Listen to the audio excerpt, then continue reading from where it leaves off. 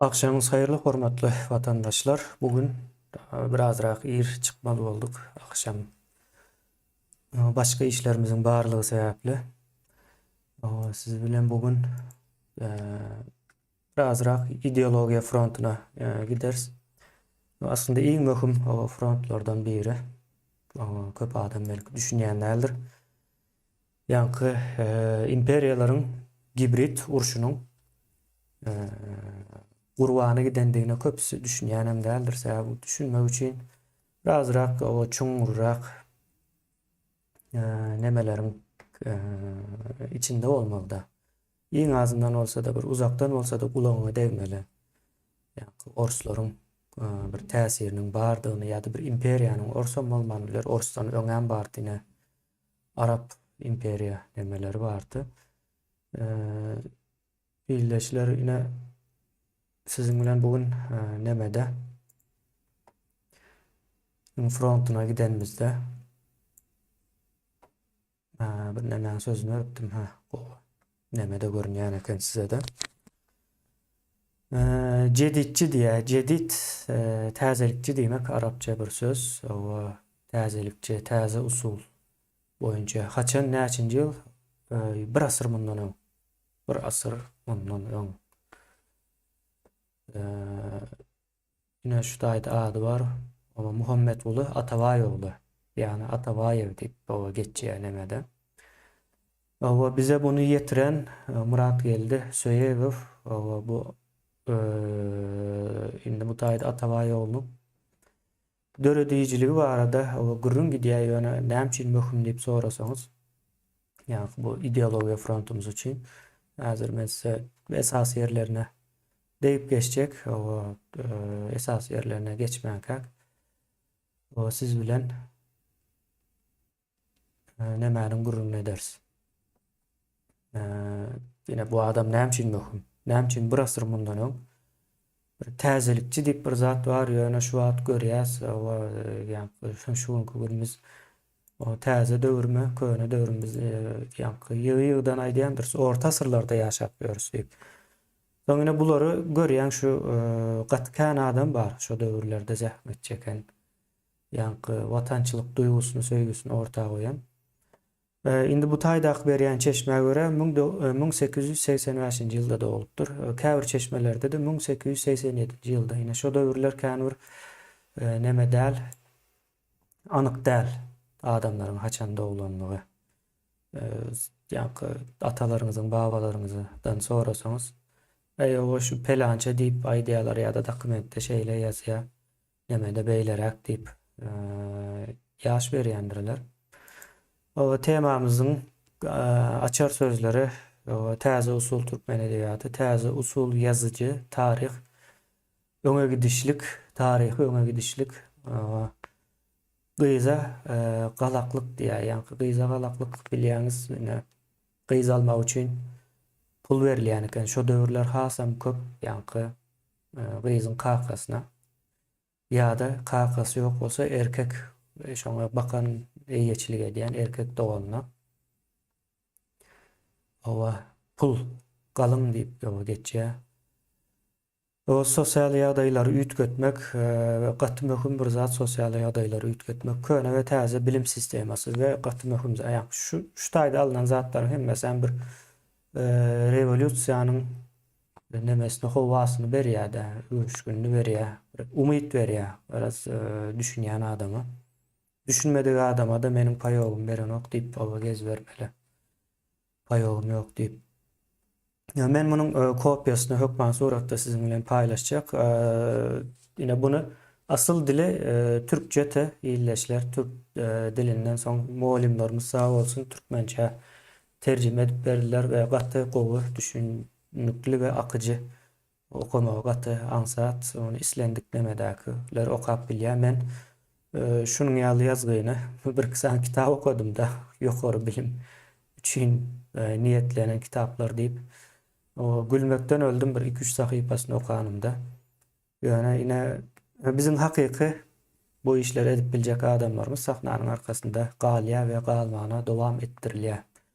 Ýöne o sahnanyň öňüne çykmaklyk gereklidir. Bu tayda soň siz okap geçersiniz. O durmuş var arada hatta bir belgesel değil ya dokumental film koyuldu. Görensinizdir. Köne dövrün bir köne dövr diýänim. 92-nji ýylda yazılan ýa kameralar Sowet Soýuzynyň kamerasy bolan üçin gaty köne ýalyk gelýär, gaty erbet hilde ýöne düşünüp görüp bolýar. Biz onuň üstünde azrak işläp nemäni renklendirmesini we sesini nemesini birazrak düzeltişdirip owa koyduk. Görüp bolar ýaly ýagdaýa getirildi. Indi bu adamlaryň bir möhüm tarapy Tataristanda, Krymda, häzirki Orsiýadan basyp alan ýer bardyr, Krym tatarlary. Hem Krym tatarlarynyň bolan ýeri hem Tataristanda, Kazan, soň Başkurdistan bardyr. Başkurdistan diýmek, bilýäňiz Oğuzlaryň bir boýy türki milletler, umuman türki milletlerde gidip o bilimni alan adamlary köpüsi we şu taýda bir Sankt Peterburg nemesi var. Men diňe Muhammed Ulu Atabaýev'de görýän goşmaçy şu nemesini ýöne başga nemeleri başga adamlaryň köpüsi şu ady geçen Tataristan ýene näme bu adamlarym şeýlerek şu taýlarda nemesini edebi şahsiýet diýä ýerleşler edebi şahsiýet nemesi şu 2 ýyljyk nemäň içine girýär. 2 ýylda o aýdan diýen zatlary çenden aşykkan ve Ruzname Maverahi Bahri Hazar diýä ýerleşler şunuň ýaly bir gazet bar ekeni. Şo gazetde o çap edipdir düşünjelerini, pikirlerini. Soňra şo döwürlen baglanşykly aýdylmaz zadyň biri padşahlyk döwrü entek kommunizm gelen o Lenin komünist rewolýusiýasyny etmänkä. Padşahlyk nemesinde ýene de basyş var, ýöne kommunizm döwründäkiçe bir basyş ýok. Ors padşahynyň dolandyrmak isleýän metody Timuruň ýa-da Mongol nemeleriniň bir metodyna benzeýär. Gol astynda bolmaly. Diňe olam däl. Timuruň metody bir Arap nemesi bilen hem garşyklydyr. Köprek Arap nemesine girýändir. Arap usully, Arap imperiýasynyň usulunda, gol astynda bir koloniýalar, döwlet ýalyk görünüşde nemeler bolýar. Ol adamlaryň kän bir dinine, ýene beýleki zatlaryna kän bir garşylmaýar, kommunistlerçe garşylanok. Üns beren bolsaňyz, nemelerden bir sonra kommunizm kommunistler gelenden soň gaty kän zatlar üýtgeýär. Yani şonda da Ors padşahynyň gitjek ýeri näbelli.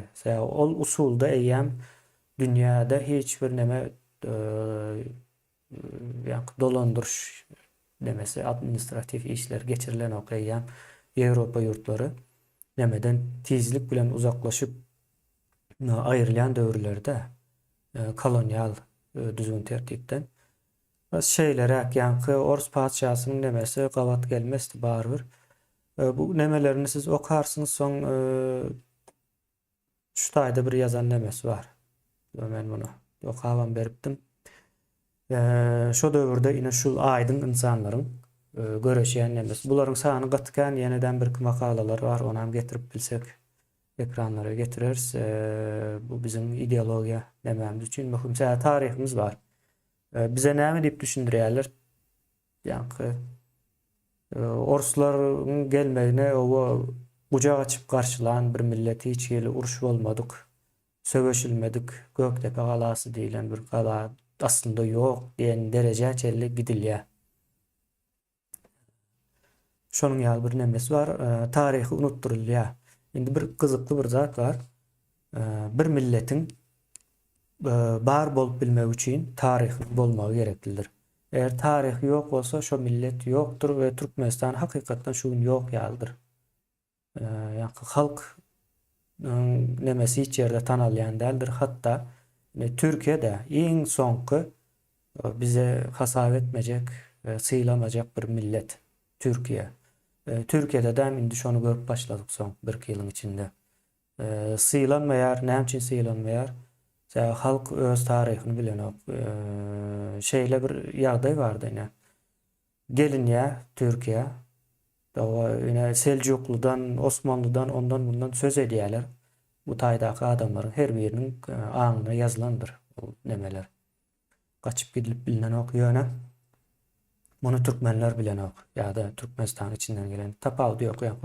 Özbek olsun, hatta Kazak olsun hemmesini kızıklandırıyor yani. Selçuklu tarihi. Gatı ulu yoluna çandır Türkiye milletlerin. Osmanlı'nın bir devlet olmanın altyapısını öňünde taýýarlandyr.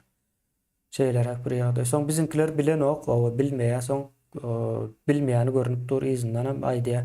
Siz diýä Rus nemesiniň golasynda gaty köp galypsyňyz bildirýär diýär-de. Soň olam ýok diýär, biz Ors nemedem ýok, Ors erbetdäl dostumuz diýip gidýär. Soň şo taýdan neme gidýär. Biz gawraýmyz bir bu taýdan ýitirýäs. Beýleki tarapa döwlet tarapy. Türkmenistanda döwlet şeklinde bir zat ýok. Döwletiň alyp barmaly işleri alınıp barlanok. Yani halkara derejesinde de bir ýok ýalda, bir oňurgasyzlyk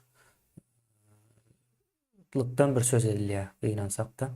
Şeýlerek bir ýagdaý bar.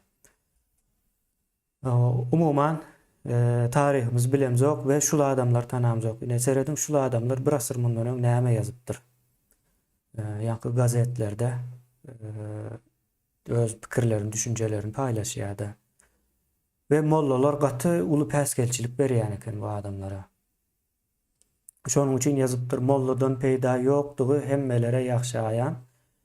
Senin dek mollalardyr milleti ize goýan. Ýaxşy ýamany bilmezler, olar köp pula doýan. Mollalara kulak goýma ey millet uykudan oýan diýe. Ýa-ni biz mollalar barada gaty söz edendir. Biz mollalar barada söz eden wagtda biz bu şahsiýeti tanamzokdyk. Bu şahsiýet tötenleýin. Ýa-ni akademiedu.com diýip bir neme sahypa bar. Akademik makalalar paýlaşýarlar. Şo taýdan birki Türkmenistana değişli zatlary gyzyklanmak üçin agza boldum. Soň agza bolanda da mail arkaly şo gyzyklanan makalalarma menzeş makalaları uğradyp durýar. Hepde bir gezekme, 2-3 günde bir gezek gelýär. Soň şo taýda tötenleýin gawat geldi. Ýöne bundan Muhammed Gellifi tanaýardyk. Muhammed Gellifi illeşler. Bilýänsiňizdir özüňizem. Ýa-ni kitabyny paýlaşdyk. İlkinji türkmen diliniň gramatikasyny ýazan adamlardan biri. Ýöne owa bilinen okda tötenleýin şey gawat gelýär, soň okuduk, muny ýazan bir türkmen bu ýa-ni söýegi ýaşly bir adam, 75 ýaşlarynda ýaly ýalňyşmasam şu wagt. Gaty alyp baran işler köp ýöne türk dilinde paýlaşylypdyr. Türk dilinde türk özem nemede Germaniýada türk dilindäki bir jurnalda yer alypdyr şu makalalar. Yani türkmençesini tap bilmedik, şonuň üçin aýdýan ýa-ni terjime edildi. Gaty uly zähmet bardyr. Illeşler paýlaşar, okarsınız. Şeyler bir ýagdaý. Umuman mollalar bilen görüşýärler. Mollalar bilen näme üçin görüşýärler? Mollalar bu adamlara karşı, yani täzelik nemesine elmi dama karşıdır molla. Yani din adamları täzelikçi adamı birinci aýdýan zady kapır. Yani köpeştilýärde şu wagt yani o anstana seretseňiz şaýady bolup bilýäňiz, şu wagt diýirkäňiz, görüp bilýäňiz. Taryha gitmäne de kän bir geregim ýok aslında. Yani o çağlarınız okuýbermäň diýen eken mollalar. Näme üçin diýse, çağlarınız okuwa gitse, mektebe gitse kapır bolar diýip nemäni öňatýar pikiri. Onu bilýäňizmi?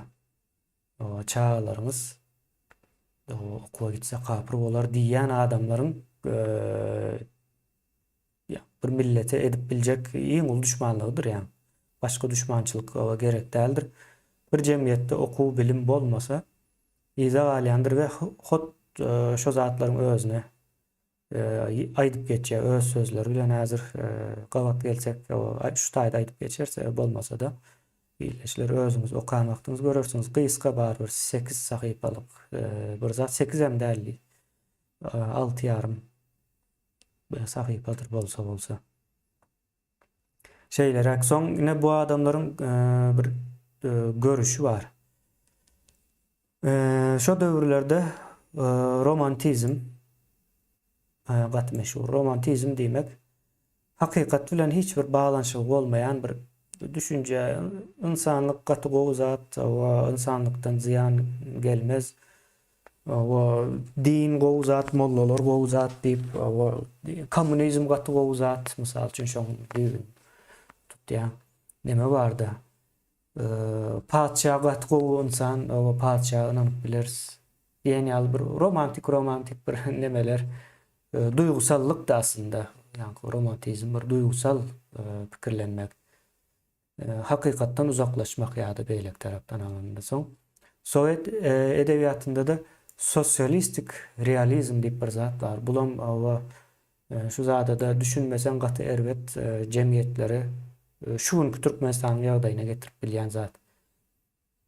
Yani jemgyýetiň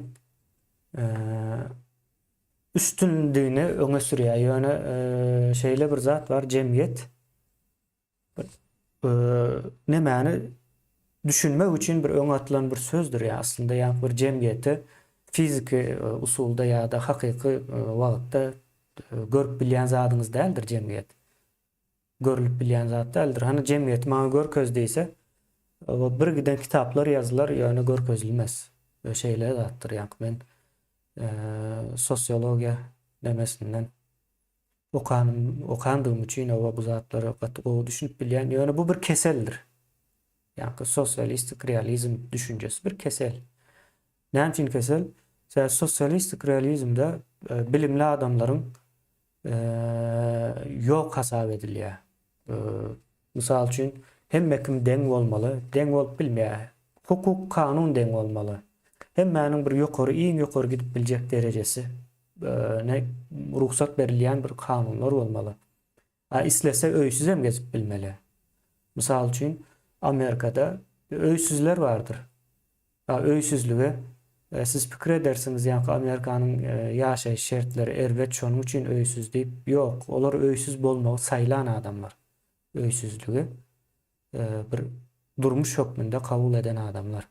Ýoksa şol adamlara her türlü öýsüz adamlara sosial kömekler, hyzmatlar, gatkan demeler bardyr. Yani Amerika bolanda da sosial hyzmatlary yani Russiýanyň ýa-ni Sowet Soýuzynyň kommunizm nemesinden has ýokardyr häzirki ýagdaýynda da. Şeýler akdyr. Ýani insanlara bir mümkinçilik tanalmaly.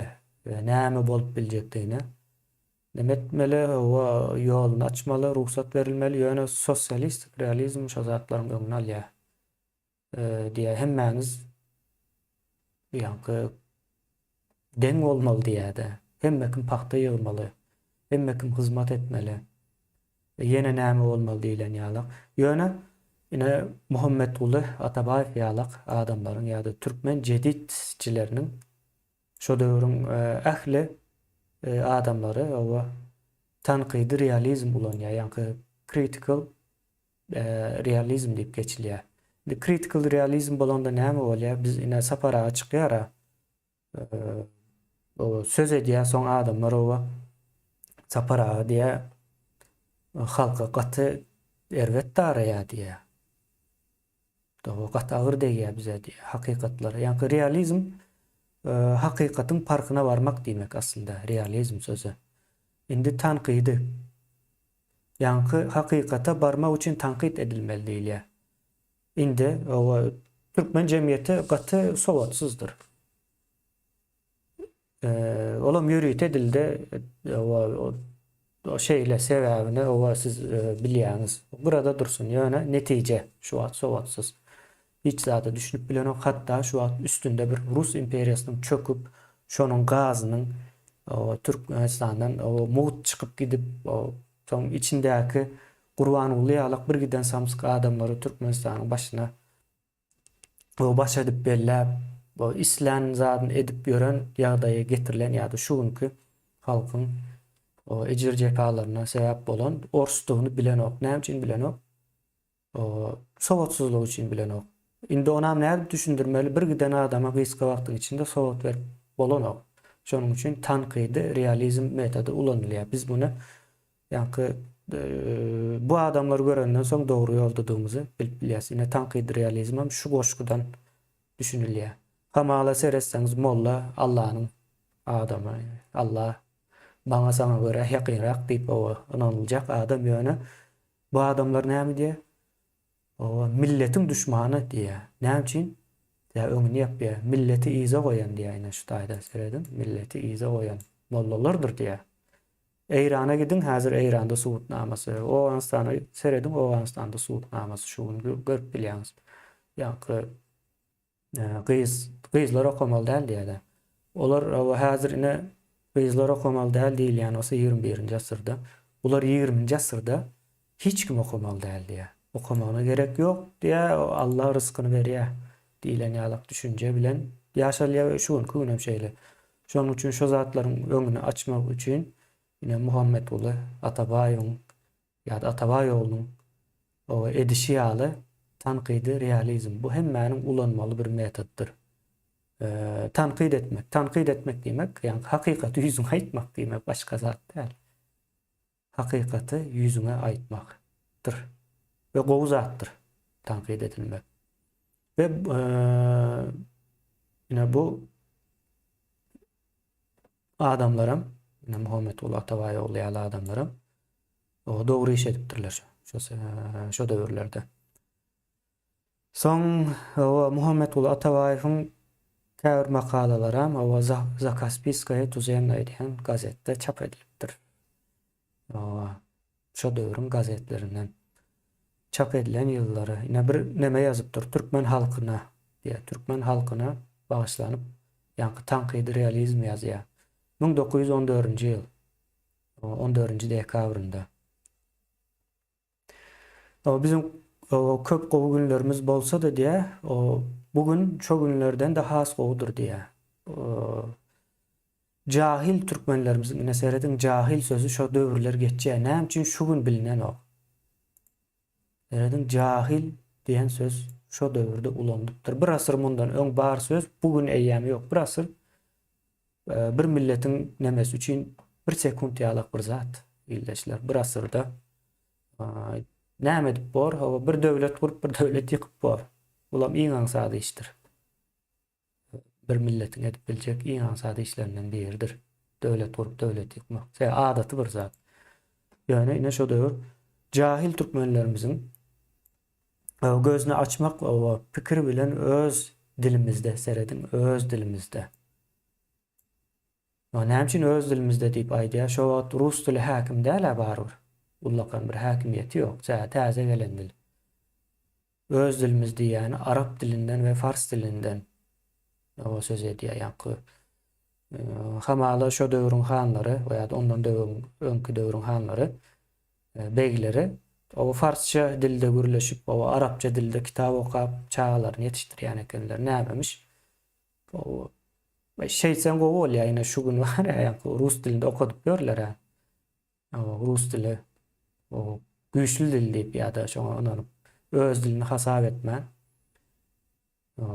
Ýa-ni gidim Aşgabatda ministr ýa ýene näme diýip görenleriň çağalaryny ýa özlerini bir diňlen haýsy dilde gürleýärler. Ine şolar watan haýynlary. Diýä jahil türkmenlerimiz öz dilinde o neşr edilip ýa-ni okap biljekleri bir gazet o döredildi diýe. Ve onanyan bir adam. Ve bilýän bolsaňyz Muhammed uly Atabaý oğlu aslında Nohruowadan şo taýda doğulan ve şo taýda da ölýär. Şo taýda gaty uly hyzmatlary bardyr. Nohurda kılaryň o köpüsi tanaýandyr belki bilmedim ýa-ni seretmek, soramak gerek ýöne eşitmedik Nohurly tarapyndan tötenlerini keşfettik. Ähli halklaryň öz diline çap edilýän gazetleri bar diýe gynansak da bular ýaly peşkeş türkmenlerde ýokdy diýe bundan ýok. Haýsy işte bolmagyny seretmezden beýleki jemgyýetler elmyda ama öňde barýarlar. Beýleki jemgyýet diýenler hem pikir etmäň Ýewropanyň ýene nämäni gözüňde tutýar diýip tatarlary, özbekleri, gazaklary gözüňde tutmaýdy ýa beýleki ýerlerinde geçýär. Kän uzağa da giden goňşy o jemgyýetlerden söz edýär. Emma türkmenlerde diýär o başka Türkmenlerden başka izaga alan millet yok diyen ýaly diýär. Ine pikir edin. Şu gün hem şeýle dälmi? Şu gün hem şo güne düşülmedimi? Bir asır mundan öňki problemalarymız bir asyrdan bäri dowam edýän bolsa diýmek bizim taryhymyz ýok. Näme üçin bir asır mundan öňki dowam edýän meseleni taryhyň bolsa bilerdiň. Taryhyňdan bilýänligiň sebäplem şo meseleni çözýän. Ine taryhy bilmegen gerekli ýerler hem şoldur. Ine şonuň ýaly bir ýagdaýlar bar. Ondan soň ähli halklaryň özünde o taýlaryny okuduk ýaly. Elbetde azda kände okamagy we ýazmagy bilýän adamlar, adam gazet, umuman gysga geçeýin men kän wagtym ýok, 7-50 wagtym bar aslında. Eýem epesli wagt geçipdir. Birazrak uzadymam bilersiz aslında bir 20 minut ýalyk uzadaly. 7-20 geçýän çaýdyp. Umuman aýtjak bolýan zady indi şu gazetler çykdy diýip pikir edin. Bir gazet hepde belki bir gezek çykýandyr. Şo gazetleriň kömegi bilen diýä okap başlar adamlarymız diýä. Ýöne bugünkü gün internet bar, entegem üýtgän ok. Beýnandyrjy näme üçin Orsiýalap bir imperiýanyň gol astynda dygyny bilen oklar. Bilseler okartdylar, görürdiler. Soň hawa 1915-nji ýylda ýazypdyr ýanwar aýynda Bilim we Türkmen mekdepleri diýä. Şu taýgat möhümdir. Gaty ünsle okarsyňyz ýerleşler. Indi okamakdan hawa söz edýär. Ýöne diýä mollalar diýä okamaga garşy diýä. Şu taýlarda aýdyp geçýän bolmaly. Mollalar okamaga garşy diýä. Ýoksam diýä o dinde ine ilkinji gelen aýat diýä. Ey Muhammed oka diýip o aýat gelipdir diýä. Dinde de okamak bar diýä. Ýöne bu mollalar okamal däldiginiň bir ýoluny tapyp düşündirip bilýär adamlaryň kellesine bulaşdyrýar diýä. Şeýler bir ýagdaýlar bar. Indi hawa dünýäniň köp ýurtlary biri bilen diýe hemişe gatnaşykda diýä. Olar bilmeýän o usullaryny we ilmlaryny öwrenýärler, ýani bir-birinden öwrenýärler diýär. Bilýän bilmeýän öwredýär, bilmeýän bilmeýänden öwrenýär. Kemçiliklerini tapýarlar we kemçiliklerini tapýarlar sözü gaty möhüm şu taýda, ýani tanqidi realizme gelýär. Kemçiligi ýani öz-özüne bir tanqid etmege öwrenmekde. Birinji nowatda kemçiligini tapmak üçin. Ve bir işte beýleklerden öňe geçmeye çalışýarlar. Ýani şol wagtyň özünde de bir ýarış bar diýär. Bäsleşik bar diýär. Emma türkmen halkymyz bu pikiri goldamaýar. Ýani beýleki milletlerden bir zat öwrenmeli däl, hasap etmeli däl diýen ýalyk näme düşünjeleri bar diýär. Hatda ertir üçin çöregini tapýan adam akşamy hakda pikir etse haramdyr diýerler diýär. Onu bilýänmi? Şeýle bir düşünje bolup bilermi? Şu gün garnyň doýuranyň bildiýän ýalyk da. Ertirin hiç pikir eden ok diýär. We häzir hem şeýle dälmi? Ertirin pikir edýän bir san türkmen görkezim baňa. Menem şoň içine goşuň ýaky pikir edem ok. Ýani pikir edýän diýip o bilýändirin belki. Ertirin näil boljakdy bu arada? Pikir edýän adam barmy? Türkmenistanyň geleceği bu arada. Türkmenistan geleceği aňyrakda dursun. Türkmenistan diýilen ýurdun ýokdugyny hemme kim bilýär onu. İçinde ýaşap görenler hem bilýär. Ýöne dili bilen aýdan oklar. We ýüreginde şoň ýaldygyny bilýärse, ýurt taşlap çykyp gaýtyldy da işlemäni. İçinde iş ýok diýip. Şeýlerek bir ýagdaý. Ertir üçin çöregiň tapyan adam akşamı hakda fikir etse neme diye haramdır diye. Umuman şeyler bir nemede işleýär ve şo döwürlere mine şunun ýaly meseleler bar eken Kürt, tat diýip owa beýleklere göwüni ýeten owa eken diýär milletin. Şeylerek owa bu zatlara ine bir asır mundan öňkü bir iýildeşimiz ýazypdyr. Pikir et bilýäňizmi? Bir asır mundan öňkü mesele. Bunu giňişleýin okarsynız iýildeşler.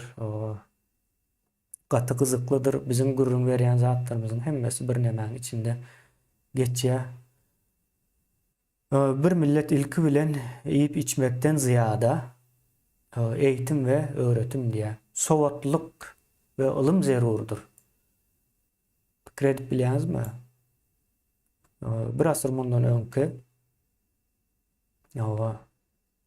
bizim topraklarımızda yaşap giden bizim iýildeşimiziň aýdan söze. Ýöne häzir näme diýär? Gaty diplom bolsun diýär bolar. Gaty diplomy. Gaty diplom üçin okaýarlar. Ýöne gaty diplom diýmek o ilm bilen sowatlyk däldir. Diplom häzir çap edilen bolýar. Hatta diploma arakda dursun puluň nemesine elde yasalan ne diýerlerdi emel usul. O ilmsiz hiçbir iş öňe gitmez, kör galar. Ilmsiz hiçbir iş öňe gitmez, kör galar. Bize maýdýasa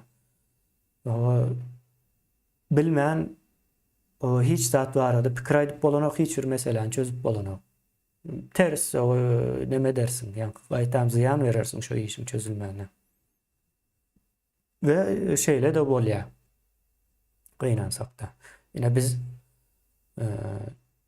20-nji ýylyň maý aýyndan hasam o güýçlenip gidip barýardy. Şonuň öňüne geçdiler. Ettirmejek bolup etdiler de. Öňüne geçdiler diýip pikir edýärler. Şeylerek bir ýagdaý. Ine şo döwrüň nemelerinden mysal berýär. Pikir ediň diýär bir ýurdun paçyasy bar diýär.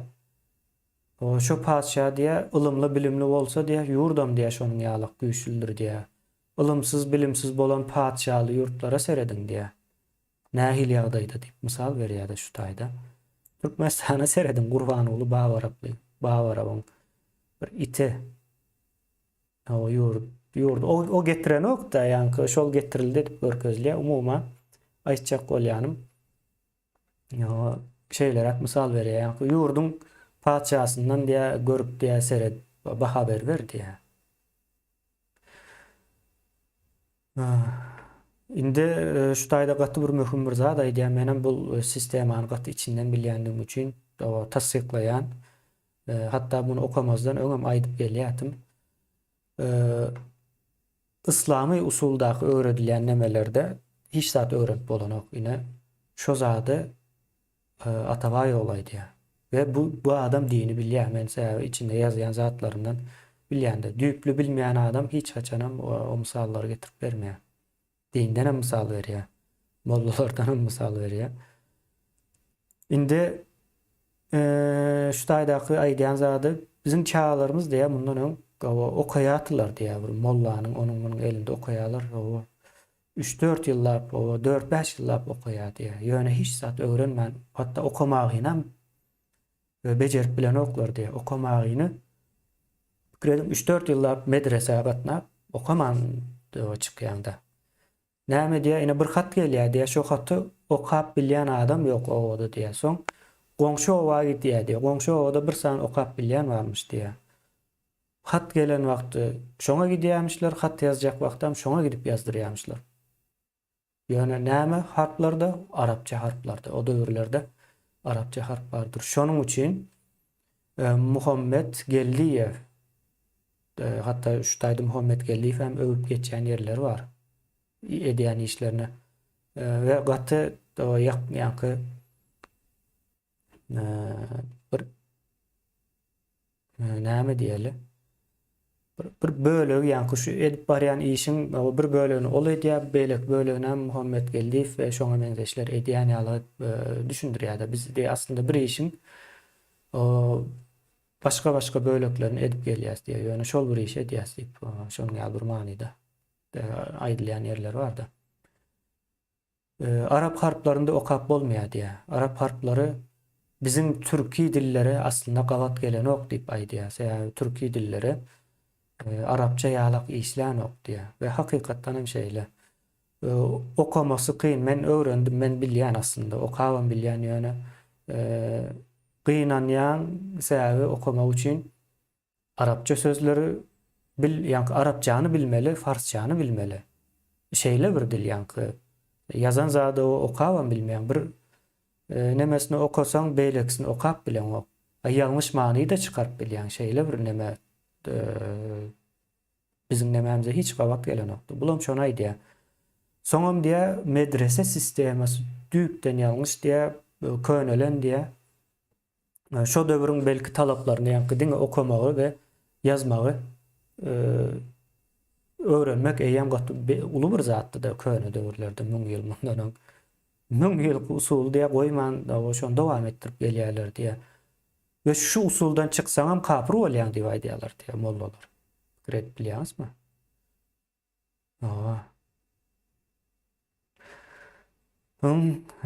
Ey doganlar, gelin beýle bolmalyň, garantky ýaly bir ýerde durmalyň, öňe gideliň diýe. Ine şo mollalaryň nemesi de. Çykmaly däl diýe, şu medrese sistemasinden çyksaň kapyr bolýan diýe. Ýöne Atabay ogly baba çıkalyň, öňe gideliň, bir ösüşlük bolsun diýe, bir täze zatlar bilen gyzyklananyň, beýleki milletler näme diýe, näme goýýar, şo zatlar bilen pikirleneliň diýe. Bu bir pursatdyr diye nesip edenden biz hem assa ýuwaş beýleki milletlerin arasına goşuluruz. Gymyldan gyraşar diýipdirler diýip baba. Nähil goýup ýazýar. Düşnükle. Ne şeýlerek bir täze oku usuly diýe. Ine mollalar bilen urşup getirýän täze usulyny dana söz edýär şu taýda. Ve şu taýda ýazýar aslında ýa-ni gurrun ören zatlarymyz onu okap geçersiniz. Ýa-ni Arap harpları türki dillerine gawat gelmeýändigini, ýalňyşdygyny, türki milletleri bir sowat diýip aýdyldy, ýa-ni sowatsyz edýändigini. Aslında sowat söz hem Arapça bir söz. Ýa-ni gara nagyş sanadyna aýdylan bir zat bilmedim näme üçin bizde sowat diýip getiripdirler. Sowat diýmek gara nagyş nemesi var, sunugaty var. Şonuň adasında. Ýa-ni näme Arapçasy sewat diýip geçýär. Bizde ýöne sowat diýip geçipdir. O söz. Şeýlerek Türkmenlerden başka yurtlarda täze bilim ulgamy bir eýýän güýje girdi diýär. Şonuň üçin olarda okap we ýazyp bilýänler gaty köp. Täjirçilik we beýleki peýdaly işlerin hemmesi öz ellerinde diýär. Ine pikir edin. Bir millet pikir edin, täjirçilik we beýleki işleri edip bilen ok. Näme üçin? Sähä düşünen ok, okap bilen ok. Şoň üçin diýär biz bu işi başgalaryna etdirip berýärys diýär. Özümüz etmeli. Özümüz etmek üçin okap öwrenmeli diýär. Nähil elementar bir mesele. Yani gynandyrjy häzir hem şeýle de. Häzir hem Türkmenistanyň gazyny başgalar alyp barýar. Düşünen ama okuyan millet pikir edin aýallar dänewde aýallar köçe çykýar, gaz ýok diýip.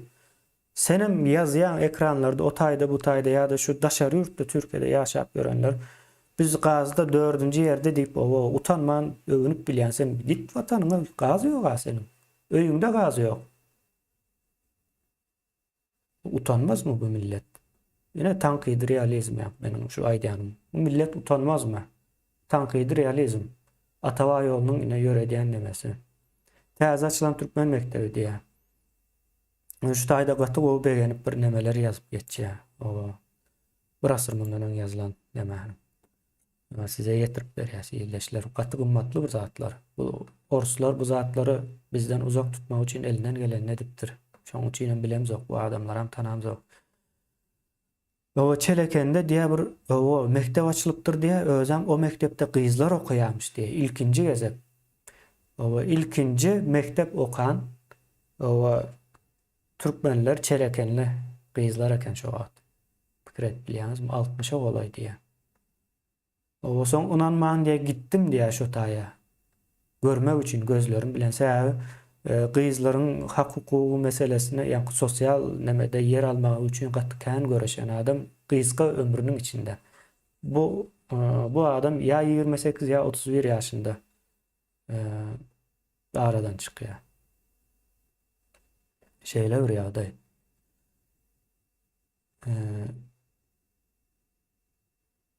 son gidip görüyor yine Çeleken şehrinde diye. O, gidip görüyor yani kızların hak hukukunu yine Türkmen gelin kızları şu adamlara ulu hormat koymalıdır. Yani şu adamlar Araplaşmaktan cemiyeti çıkarma için görüşen adamlardır. Haçan da bir cemiyet Araplaşmaktan çıksa şu cemiyetin ayağı kızlara yani denk hukuklu olup bilýär. Olmasa bolmaya. Ne o anstanda ona kiçik kızların okuwa gitmegini gadağan ettiler. Indem geçen hepdelerde mi ýokary okuwjy aýlaryna da gitmegini gadağan ettiler ve hususy sektorda aýal gyzlaryň işlemegini gadağan etdiler. Bir pikir edin, hassahana var, hususy hassahana. Şo taýda aýallar işlemeli däl. Soňam gelýär o aýal ýa çağa dogurmaly. Aýal doktor gerek diýär sen aýallar okudyňmy o? Nerden tapjak aýal doktoru?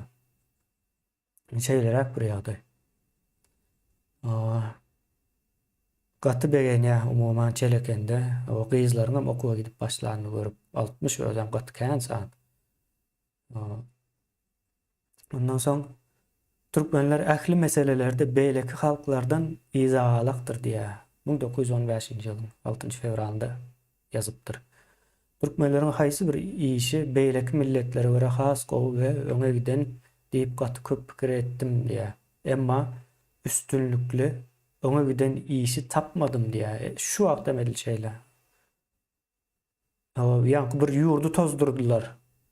Buna eger iş diýip aýdyp bilýän bolsaňyz, ey millet, ben ýalňyşýan bolsam aýdyň diye. Ýalňyşmaýan adam ýok. O Hudaýdan başga ähli mahluklar ýalňyşýandyr diye. Ýa-ni sizi tanqid edýän diye men. Ýa-ni tanqidi realizmi edip durun. Belki ýalňyşýanam bolup bilerim diye. O näme üçin bu millet öňe giden ok izah alýar diýip. O ýa-ni ýa jowran ýa-da aras ýa. Düşünýär hemme zada ýöne bu millet düşünen ok diýär. Menim pikirimçe diýär biziň her bir işimiz beýleki milletleriňkinden tapawutlydyr diýär. Her bir işimiziň çözümü de beýleki milletleriň käp baranda meňzeş däldir diýär. Häzirim şeýle. Hiç meňzeň ok. Biz bir işi çözen wagtymyz nädip çözýäs? Ine mysal üçin aýdaly o dänebiň aýallary köçe çykdy, gaz ýok diýip. Bu bir mesele. Bu mesele nädip çözerler? Aýdyp bereň size. O şu aýallary o näme üçin çykdyňyz köçe? Ýene näme etdiňiz? O çykmaly däl, watany ýamanlamaly däl, ýene bir zat diýip meseleni çözer. Bu bir üýtgeçik bir çözüş. Çözülmeli mesele gazyň akmagy gerek. Yani gaz gerek bu adamlara. Mesele şol. Bular meseleni aýallarda görýär. Yani aýallaryň köçe çykmagynda görýär. 100 ýyl mundan öňem şeýlekeni, häziram şeýle. Her insanyň öz horjuny bar diýen atalar sözü bardyr diýen. Allah Taala bu horjunyň öň tarapyna başgalaryň aýybyny iz tarapyna bolsa öz aýybymyzy goýarmuş diýär. Adam başgalaryň aýybyny görer. Emma öz aýybyny görmezmiş diýen. Meniň horjunymyň içi bolsa milletimiziň aýybyndan dolupdyr diýär. Ýani diýär, men siz horjunuňyz iziňizde dur diýär. Men hem siziň iziňizden göräp barýan, siziň horjunuňyzy görüp bilýän diýär. Siz o iziňize seretmäniňiz üçin horjunuňyzy göreňiz ok diýär, problemaňyz diýär. Menem diýär öz horjunumy görüp bilem ok diýär. Şonuň üçin aýdy. Ey millet ýalňyşýan bolsam aýdyň diýär. şuýda. Meniň horjumam siz görýäňiz diýe. Ine muňa tanqid realizm diýe näde gowy düşündirýär. Yani tanqid etmeli diýe öz haly ýagdaýymyzy. Ösem zok. Tanqid etsek ösýäs diýe. Ýöne meniň horjunum içi bolsa milletimiziň aýybyndan dolupdur diýe. Şeýle bir köp hatta gözüme dürtülüp gözüm kör etjek derejede diýe. Maňa kömek etjek biri tapylmasa o gözlerim kör bolar diýip gorkym bar. Hatta hatalarımızı, yani yanlışlarımızı, hatalarımızı görmez ve hiç vaat yüze çıkmaz. Meseleni yüze çıkarmak gerekli. Näçe zaýdýas? Hiç vaat yüze çıkmaz kemçiliklerimizi düzelip bilmeriz. O şeýlelikde beýlek milletlerin hataryna goşulup bilmän mudam aýak astynda ezileriz diýe. Şu wagt görýän-de 50-60 ýaşyndaky aýallar öýüne pul uğratjak bolup özem hassa hemmesi diýen ýaly ýagdaýlar bow däl. Hassa halatynda işläp pul gazanyp ýör, ýurdam 4-nji ýerde durýar gazda. Türkiýede bu aýallar talabançylyk edýär. Onuň ýa-ni ýörep bilmeýän garrylaryň pamperslerini çalşýar. Mudam aýak astynda ezileriz diýip gorkupdyr. Gorkan zadam gelipdir. Bu adamlar şunça eden göreşiniň netije bermendigini gelip görse pikiredim. Bu bizim atalarymyz ne şu adamlar. Bir asır bundan öň ýaşan.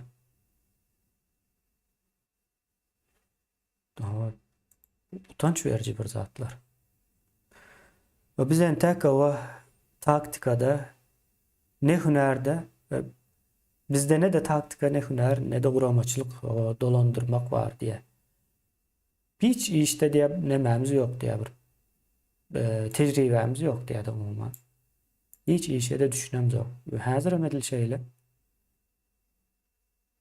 hiçbir meselede, hiçbir nemede yine ayağa kalmalı diye yurdun içinde. Görünüp dura yurt da o senin elinde değil. Bir ors deyilen bir haramzada bir milletin elinde. Görünüp dura o yöne sen hüneriňem yok, taktikaňam yok, guramaçylygyňam yok. Umuman aýdanda sowudun yok, tarihiň bilen o. Tarih bilmeseňem bolanok.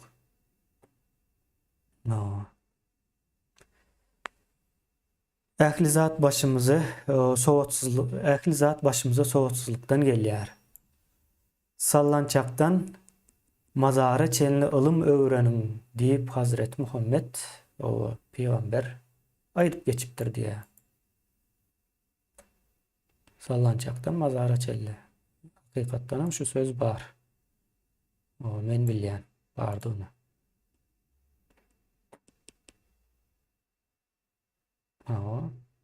Bular näme diye? Ay diye okap adam bolan barmy diye. Kitap okuyan adamların üstünden bilýärler, botanik diýip. Gaty diplom bolsa bolýar, gaty diplom elime alsam bolýar. Ýa-ni tanışlarymız var, işe salyp berýär. Pelança pulunu bersen, islendik işine girip bolýar. Al sana o gaty diplomyny getiren ýeri şu. Türkmenlerin arasında galyň, ýagny adam sövdasy diýär. Adam näde goýýar? Galyň gyzlaryň demesini alýar. Süýt hakymyş, ýene bir zat hakymyş, o hakymyş, bu hakymyş, bahanalar kan. Ýöne adyna adam sövdasy diýmeli, başga zat däl. Adam sövdasy. O gyz çağırsan bir adamdır netijede. Ýa-ni ýakynda o Awganistandan biri gurrun berdi. Kakalary aradan çıkıpdyr, soň bir entek zat miras alypdyr da traktor, öý, toprak, indi doganlar bu arasında paýlaşmaly da. Soň iň soňda bir traktor galypdyr, soň gyz jigiler galypdyr. Indi erkek doganlar aýdýarmyş. Sen traktor aljakmy ýa-da gyz jigiň diýip soraýarmyş. Indi arasında Pikredin gyzjygysyny miras hökmünde paylaşýarlar. Awganystanda we türkmenleriň arasynda şu günkü gün, şu ýylyň gürrüňi bu. Adam sövdasy. O öňkü zamanlarda diýen mundan bir näçe ýyl öň baýa adamlaryň köp sanly gullary bolupdyr. Gullar eýeler tarapyndan satylsa, öldürilse ýa şoňa meňzeş zat bolanda gul eýeleriniň aýdanyny ýa gul eýeleriniň aýdanyny etdirýän eken umumyň. Bu başga bir tarapan bar. Ýa gyrnaklar bardyr. Gul diýende ýa gyrnagym şoň içine girýändir. Gyrnaklaryna islen zatlaryny edip ýa başlarsınız aýtmagy hiç halamak, ýani jelepçilik hem etdirip pul gazandyrýan ekende gyrnaklaryna. Şeýlerak bir zatlar bolup geçen bu. Bu tarih giňiş bir gawat gelse uygun bir wagtda aýdyp berer ýa-ni nemesine. Aras şeýlerak ýa-ni umuman men uza okaman hawa manysyny aýdyp beren we käwr erkekleriň diýe birden köp diýe aýallary bar diýe pully baýlaryň diýe garyplaryň bolsa hiç ýok diýe şonuň üçin 20 ýaşyna gelenden soň diýe öýlenip bilmän gyz tapyp bilmän soň maşgala urup bilmese-de nemesi bozulýar diýe ýaşaýyş stili. Soň arak içip serhoş durmuşa girip gidýärler diýe gatykän diýe şeýle adamlar. On diýe näme etjek diýe barbyr diýe diniň aýdýan şertlerini näme kabul edip bilen ok. Şonda da şonu saklayan diýe de. Awa ine şu taýda gyzyň bahalaryna näme aýdýar şu döwrüň. Baýlar gyzyň galangyň bahasyny 7-8 müň manada diýe. Manada çenli götürdüler diýe şu döwürler. 7-8 müň manat. Gat ullakan pul diýilýär. Köp hepdeden aşyp özlerini 4 köp diýe hepdeden aşyp özler 4 sany aýala çel alypdyr ýa şu taýlarda geçýärler ýankaýdan ýerlerim. Soň nemeden diniň nemelerinden gurrun berip geçýär. Soň okarsyňyz men bunu goýarym. Men hem halktan biri mollaçylykdan hojalykdan hiç bir düşünjem ýok diye aslında düşünjesi gaty geniş ýazan zatlardan düşünüp bolýar. Emma bütün durkum bilen o İslam şeriatynyň dogrulygyna inanýarym diýip aýdýar. Birazrak sosial siyasat gurýar. Men diýe mollaçylykdan bilemok diýe ýani İslamyň şeriatyny düşünýän diýip aýdýar, inanýan diýip aýdýar. Şeriata inanyp bolmaýan, şeriata düşünüp bolýandyr. O aýratyn bir bilgin emesdir. Ey mollalar we ýaşullar, hemme zadyň baş belalary. Eger meniň aýdanlarym hawa dogry we göwnüňize jaý bolsa diýe siz size şeýle soraw bar diýe. Gyzlarymyz gymmat galyňa satylmak däwini kim çykardy diýe. Dinde ýok diýe bunu satmak. O ýöne satýaňyz bunu nerden çykardyňyz, näde tapdyňyz diýe özem mollalar baha biçýärdi. Ýaşullar baha biçýär. Şeýlere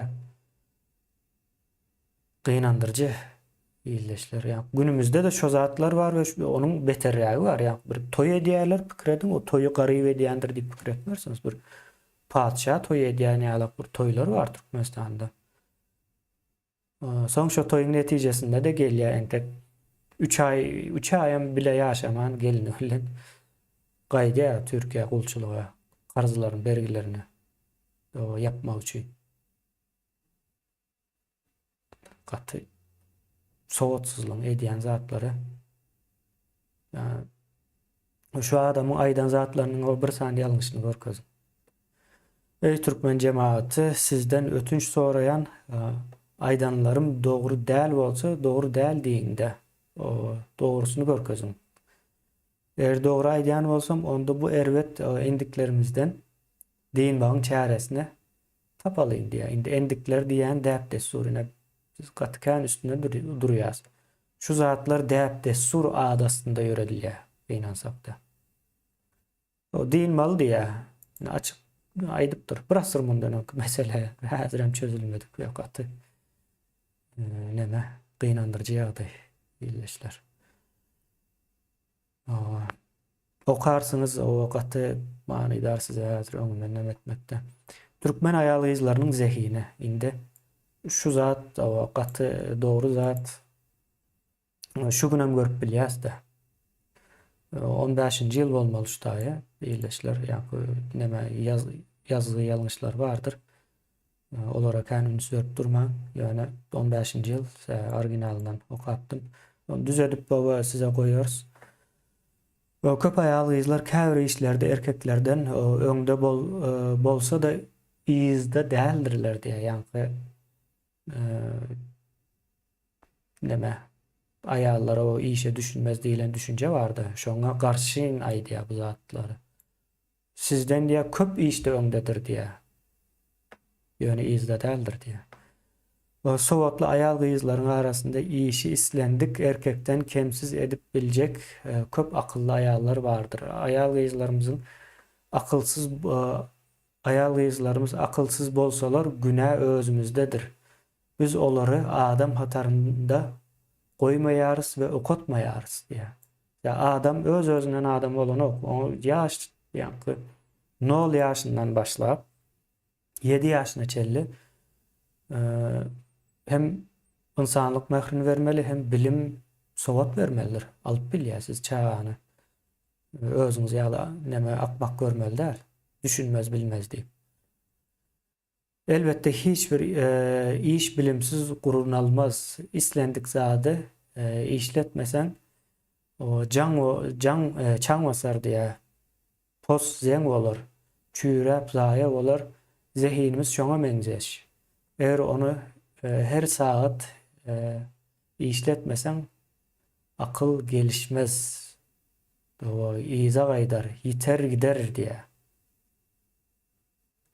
Indi men aýdan şu wagt bir erkekleriň nemesi şahsiýet oturman özem Türkmenistanda gulluk sistemasy var. Ýöreýte şu erkekler şahsiýetsizleşdirmek üçin iň soňky kontrolda okuwçy döwründe de o işi geçirýärler. Ýöne iň soňunda da gullukda 2 ýyllap erkekleriň üstünde şahsiýetsizleşdirmek işi geçýär. Şonuň üçin hem Türkmen erkeği gaty oňurgusuzdur. Hiç inanyp düşünüp bir iş edip bolýan däldir ýöne. Şu at 3 ýyldan bäri şu işi alyp barýas. Aýallar başgaçadyr. Yalan aýtmazlar, dogrusyny aýdarlar we şu işin köp agyr işlerini hem aýallar edendir. Ýylyşlar. Köpsüni tanayan, köpsü bilen bir gezek gürleşdim. Ýöne bir gezek gürleşende de gatykän uly işler edip peýdasyny degirip giden aýallar bar. Türkmen aýal gyzlarynyň zehini dokumasy kyn bolan haldan belli diýär. Onu ähli aýal gyzlar dokap bilmeýär. Hudaýa şükür, o bizim Türkmen aýallarymız haly dokuma işinde beýleki milletlerden öňde we başarjan. Ýokarda belläp geçişmeýäli türkmenler her bir işte beýleki milletlerden ýyzda erkeklerimizde şeýle aýal gyzlarymız bolsa diňe haly dokuma işinde üstündirler diýär. Bunuň üçin o beýik Allaha müňlerce şükürler bolsun diýär. Anam bilýäs bu nereden çykar ya? Şu wagtda o haly dokap bilen bir erkek ýokdur ýani. Daşary ýurtlara çyksaňyz erkekler edýändir bu işi. O aýallara ýani haly dokup hallaryny satýarlar, elinden alýar o pul o aýallaryň eline ýa o aýallara hiç peýda da beren ok. Şu döwürler. Şeylerek.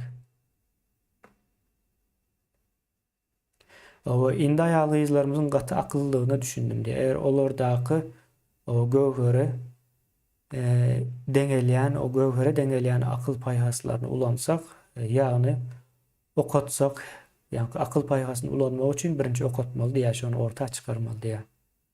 Okatsak her bir işte bize ýardamçy we sag elimiz bolarlar diýär. Netijede maşgalada aýal O neticede Maşgalada e, ayal gyzlary adam yerine koyup olarda hak hukuk verilmeyendir.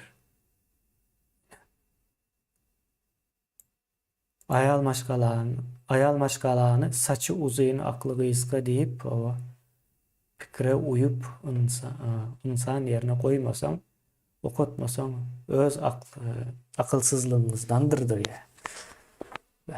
Yani kıyın ve ağır ve hakiki zatlar değil mi? Ama son şu taydaydı ya çelekendeki ukap başlanları yine tazeden yatlap geçiyor. 60 tane kıyızı. Ukap başladılar diye. Şolar okusa üyütkar diye. Ne şonun üçündür Türkmenistan'da ayal kıyızlara hazır reçelliğine orun verilen o.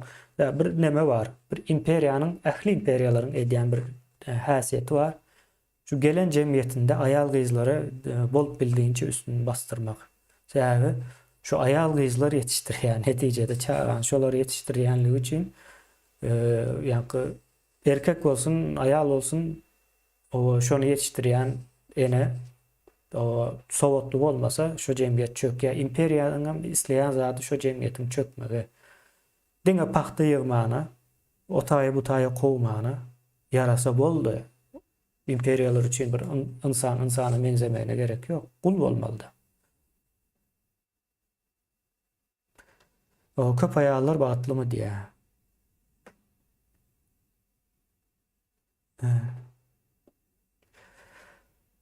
O şeriat kanunlarını bilmeyen nadanlar için durmuş nehil ervet diye. Şol sebeple e, köp ayallık o benim gönlüme cay değil diye. Umuman o İslam dinindeki köp ayallığı doğru gören o. Ne için deyip sorarsanız bizim tarihimizde köhne tarihimizde şu Araplaşmazdan önkü tarihte köp ayallık deyip bir zat yok.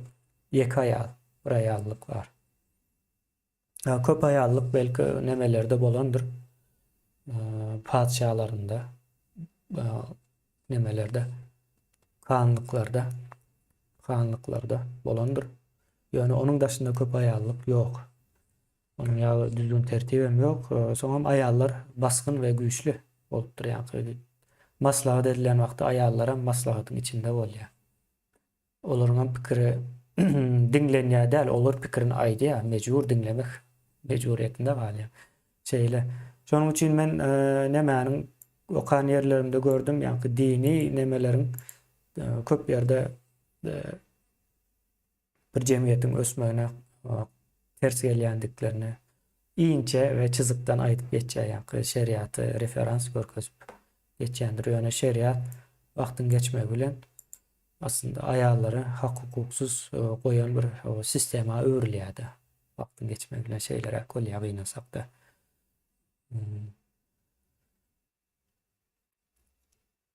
Köp ayallyk özem erkek adamın ahlakyny bozýandyr köp ayallyk. Kellesi işlemez, zalim bir neme öwrýär köp ayallyk erkege. İnanmasaňyz o barlağım göräýin Arap ýurtlaryna. Erkekler gaty zalimdir. Köp ayallyň edýän zady.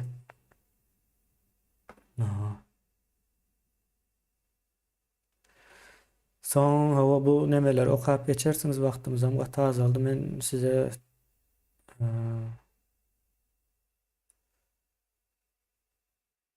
şu temany ele aljak, şunun bilen jemlejek. Bu da Muhammed Kulu Atabaýoğlu'nun suraty 30 ýaşlarynda da aýdylýar. Şu taýda ýazypdyrlar. 31 ýaşlarynda diye. Şunu aljak o Türkmenlerin geýýän eşikler diye.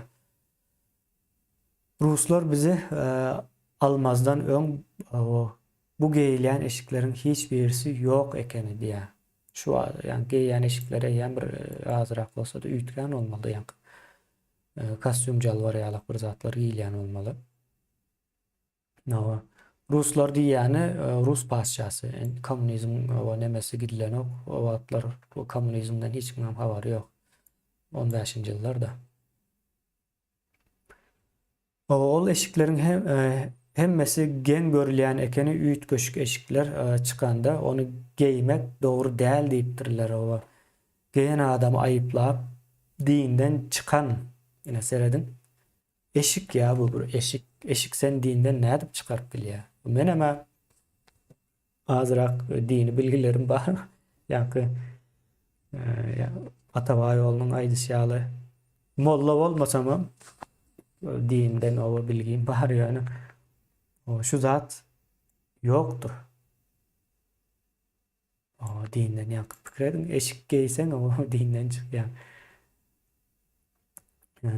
Ekenler diye. Emma şol bir derek gıyvatlara çıkaranların özü biraz vaat geçenden son unutup diye çekinmeyen şol eşikleri geyyen ekenler diye. Kredin. Mollalar vardır şu günümüzde. Ne için? Türkiye'nin gurruna aydıp vereyim. 80'ci yıllarda diye televizor her bir öyde meşhurluk kazanıp başladı diye de son. Mescitlerde, camilerde diye yani mollalar ayak aldığından o çıkış ediyorken televizor alman öýüňize dinden çıkarsınız televizor şeytanın işidir deyip diye. İnden bolsa mollalar şu televizorlar ulanýarlar çıkışlarını hem adam görsün deyip. O kanal açıptırlar bir giden her türlü nemeler var. Oňurgosuzluk ya bir aydan zadın yani din bolýan olsa geçmeli sen bilim aydan ama bilim üýtgäp bilýär wagtyň geçme bilen. Ösýäse bilim östükçe üýt köşüklüğe neme bolýandyr. Ýöne dinde ile bir zat ýok. O şol döwürlerde rezin ayakkabıları, o galoş, o messi giyme, o günah hesaplayanlar diye. Pikredin ayakkabı, yani o galoş dip giyilen bir ayakkabı vardır. Şolam günahmış o şonu giymek. O son diye o wagtyň geçme bilen o günah däleken mollalarym hemmesem geyip başlat diýip şu taýda aýdyp geçýärdi. O türkmenler köýnegi renki gider diýen gorkudan diye ýagny gyzyl köýnek bilýäňiz, gyzyl don, o köýnek ketenden söz gidiyor bu taýda. O yani gyzyl köýneklerin, o donlaryň diye tä köňelýänçe ýumaýarlar diye. Ýuwsaň o renk çykýar da sebäbi. Şol orta sırlaryň 1000 ýyl mundan metodlar bilen dokolup renklenýärdi. Ýanyňa gelip oturanda derin we kirin iýisini duýmazlyk mümkin däl diye. Biz türkmenler üçin bolsa dünýäde iň gowy el ýetmez zat gyzyl keteni we kırmızı don. O kellelerini belläpdir da şu zat bolmasa bolanok diye. Bir gyzyl renkli ayal köýneginiň bahasy 15 manat diye. Neseredin şu wagtky bahadan. Bu baha arassa manatlardan köýnek balak alıp bilersin diye. Ýanky neme diýäni arassa matalardan diýäni soňky çykan ýanky fabriklarda öndürilen renklenen matalardan o köýnek balak alıp bilýän diye her hepde de ýuwup bilýän diye. Üstümüzi arassa tutsak o kırmızı köýnek balaktan 1000 esse gowudur diye. Kredin? Benim häzirem bar şoguluklar, häsiýetleri. Nämemiş üýt kötmeli dälmiş däp desturumuz diýädi. Bu däp desturuny näme edersin? Ýylda bir-iki gezek toý dabara bir zat bolar. Dogry dälmi? Şonda giyersin. Ýatdanam çykmaz. Hem gymmatlygy hem artar. Toýda giýilen eşiklerin gymmatlygy artýandyr. Yok bulanı diye şu kirläp diye yanında oturmaz ýa-da hala gelýänçe giýen ekenlerden. Mata köýnek we balak giýmegi erkeklerimiz we ayallarımız ayıp görüp bilerler, emma olaryň kirleriniň we derleriniň iýisinden ýaňa olar bilen oturup bilmersiniz. Özleri bolsa hiç duymazlar ve utanmazlar. Mata eşik giymegi bolsa günah diýip bilerler diye. Yine ýanky günah, sowap, haram, halal, ýene näme, ogry, näme, gowy adam, erwet adamyň gelýän ýerleri. O nämemiş günahmış o. Nädip günah bolýar? Yani kirli gezmegem günah. Onu benim bilýän dinde. Kirli gezmek günah. Yani 3 günden köp o suwa düşmän geçseniz caiz däl. Suwa düşmeli wagtynda. Eýneşiklerini hem ýuwup durmaly. Ben şeylerek bilýän bilmedim bularyň din nähil diýip. Şo döwrünki. Aa, şey diýär, o musulmanlara farz edilen o emirlerin başında arassaçylyk gelýärdi ýa. Ýankaýdan zadym o. O hiç birimiz öýlerimizde bir avuç un ýokdur, emma don we 20-30 matalyk o telpek, başörtü, ýağlyk o bardyr diye. Bu zatlaryň bize ziyandan başka peýdasy ýokdur. Türkmenistanda gidim her aýal hepde de bir sany näme ştapy diýerlermi? Mata giýýärmişler, hayran galýan. Hepde de bir sany alýarlar. Ýöne şonuň öýünde bir avuç uny ýokdur diýär. Yalanmy? Dogry. Nireden gelýär? Sowatsyzlykdan gelýär. Sen kitap okan adam günde günaşy eşik geyip ýöremeýär. Bir sany gowy ýokary hilli bir zat alýar, şonu 5-6 ýyl giýýär. Ey adamlar, o canınızı ayağın diye rahat eýneşikler giyin, samsyk adamlaryň sözlerine kulak gabartmaň diye. Alın size. Yine şula adamlar bizden gizläp gelýärlerdi näçe ýyldan bäri. Şey edip şu taýda gutarýas. Birleşler o ina gysga we düşnükli halda size aýtmak isledim gaty. Gymmatly insanlar bular bizim hakyky insanlarymız. Hakyky watanyň oğullary ýöne bu adamlar ýok edildi. Size bundan soňky nemelerde nädip ýok edilipdirler? Kimler bardy başka? Şolaryň hem gurruna eders. Buna bugün akşam eğer nemetmesem paylaşacak ýerleşler okarsınız. Paylaşın ve okap düşündürün siz şu zatları düşündürdükçe neme diýendir ýadynızdan çıkarma. Bir millet ediyen tarihidir. Tarihini bilýändidir. Geçmişte atalarının eden doğruları ve yanlışlarını bilmeginden gelýändir. Muňa tarih diýilýändir. Sen hazır sonra Türkmenistan'da hiçbir adam tarihini bilmez. Hiçbir adam tarihini bilme mümkinçiligi ýok. Hamaly 30 ýyl mundan öň asmandan düşüpdirler. Şey edip ýaşap başlapdyrlar. Bu bir gülkünç bir zat. Tarih eyle ýa tarihsiz millet bolup bolanok. Yani millet ediyen tarih. Sen nereden bilýän senin milletdiňi? Aýdaly ine Türkmen diýen Özbek diýene o Eýranly nereden bilýär? Tarihinden bilmeli.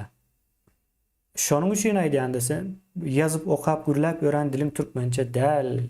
Ýa-da özbekleriň hem değişli. Özbekler hem gürläp ören dilleri özbekçe däl. Ýa-da özbek nemesinde däl. Farslar bilen araplaryň dilini gürläp örsüňiz, özüňizi kimligiňizi ýitiripsiňiz. Ýene şula adamlara o size oyandırmak üçin, düşündürmek üçin gelip giden adamlardır. Özbekistan tarapynda da şunuň ýaly adamlar hökman suratda bardyr. Bu adamlar tebii ýagdaýda çykýar, birleri ýetişdirmeýär. Her jemgyýetiň öz içinde nemesi bardyr. Şunuň ýaly akıllysy, düşünjelisi bardyr. Ýöne garşysyna birden molladyr, ýaşuldyr çykyp ýok edýär, soňam ýamanlaýarlar, ýa-ni Ors padşahyna ýamanlaýarlar. Soň bu adamlar kelle ağrıdan, garn ağrıdan ölüp gidýär. 30 ýaşlarynda, ýa meniň ýaşymdaky adam kelle ağrıdan ölüp gidýär. Nämeşindir bir diňe şunuň ýaly adamlar ölýär şo ýaşlarda. 50'sine, 60'ına yeten ýok şolaryň içinde. Men tek okanlarym. Birleşler sağ olun. Sağlıkta görüşelim. Bu adamları ýaýradalyn, düşünelin. Gereklidir. Şularsız ýa-ni meseleni Nemet bolanak, bardığını düşündürüp bolanak. Şu mesele, şu bir asır bundan öňem bar, 1000 ýyl bundan öňem bar bilýän. Ýöne taryhyny bilmesen,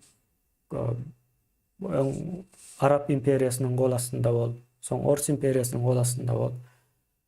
Da özüňe millet diýmegine de utanmalsyňdyr. Ýöne düzeltmeli. Bu zatlar nädip çözýäs? İyileşler yine tanqidi realizm ýadyňyzdan çykarmaň. Tanqidi realizm bolmagan hiç bir jemgyýet ösüp bilýän däldir. Mümkin däl. Bolýa sag bolun. Ýene-de görüşýänçä.